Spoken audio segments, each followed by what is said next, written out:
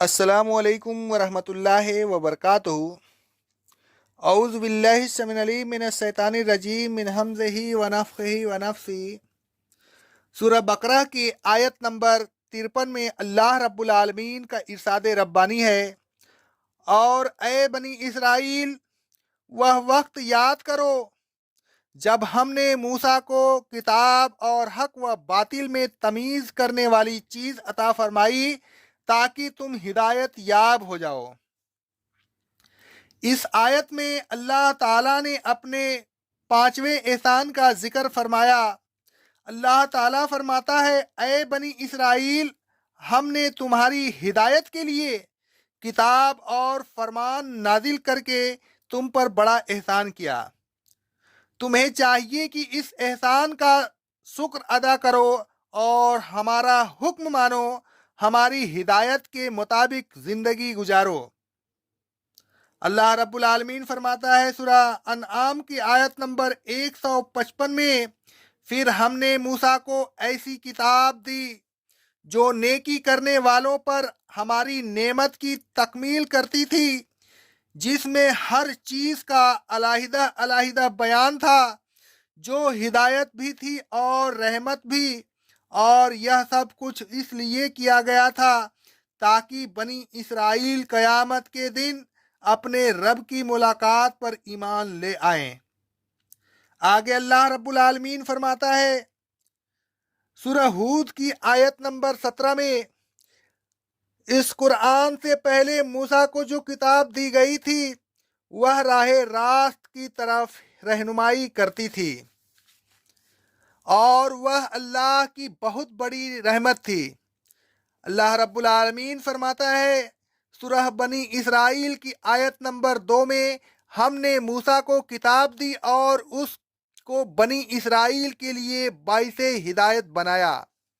اللہ رب العالمین فرماتا ہے سورہ المومنون کی آیت نمبر 49 میں، ہم نے موسیٰ کو کتاب دی تھی تاکہ بنی اسرائیل ہدایت حاصل کریں۔ آگے اللہ رب العالمین کا ارشاد ربانی ہے سورہ المومن کی آیت نمبر 53 اور 54 میں، ہم نے موسیٰ کو کتاب ہدایت عطا کی اور بنی اسرائیل کو اس کتاب کا وارث بنایا۔ وہ کتاب عقل والوں کے لیے ہدایت اور نصیحت تھی۔ اللہ رب العالمین فرماتا ہے سورہ انبیاء کی آیت نمبر 48 میں، ہم نے موسیٰ اور ہارون کو حق و باطل میں فرق کر دینے والی چیز ہدایت کی روشنی اور متقیوں کے لیے نصیحت آمیز کتاب عطا کی تھی۔ آگے کی آیت میں اللہ رب العالمین فرماتا ہے سورہ بقرہ کی آیت نمبر 54 میں، اور وہ وقت یاد کرو جب موسیٰ نے اپنی قوم سے کہا، اے میری قوم، تم نے بچھڑے کو معبود بنا کر اپنی جانوں پر بڑا ظلم کیا۔ اب اپنے پیدا کرنے والے سے توبہ کرو، آپس میں ایک دوسرے کو قتل کرو، تمہارے پیدا کرنے والے کے نزدیک یہی چیز تمہارے لیے بہتر ہے، پھر اللہ نے تمہاری توبہ قبول کی، بے شک وہ توبہ قبول کرنے والا رحم کرنے والا ہے۔ بنی اسرائیل نے موسیٰ علیہ السلام کی غیر موجودگی میں بچھڑے کو معبود بنا لیا، پھر آپس میں کہنے لگے۔ سورہ طٰہٰ کی آیت نمبر 88 میں اللہ رب العالمین فرماتا ہے، یہ ہے تمہارا الہ اور موسیٰ کا الہ۔ موسیٰ تو بھول گئے کہ اس کو چھوڑ کر اللہ کو الہ بنا لیا۔ اللہ رب العالمین فرماتا ہے، اللہ تعالیٰ نے دنیا میں ان کو سخت سزا دی۔ اللہ رب العالمین فرماتا ہے سورہ اعراف کی آیت نمبر 152 میں، بے شک جن لوگوں نے بچھڑے کو معبود بنا لیا وہ عنقریب اپنے رب کے غضب میں مبتلا ہوں گے۔ مزید برآں انہیں دنیا کی زندگی میں ذلت بھی نصیب ہوگی۔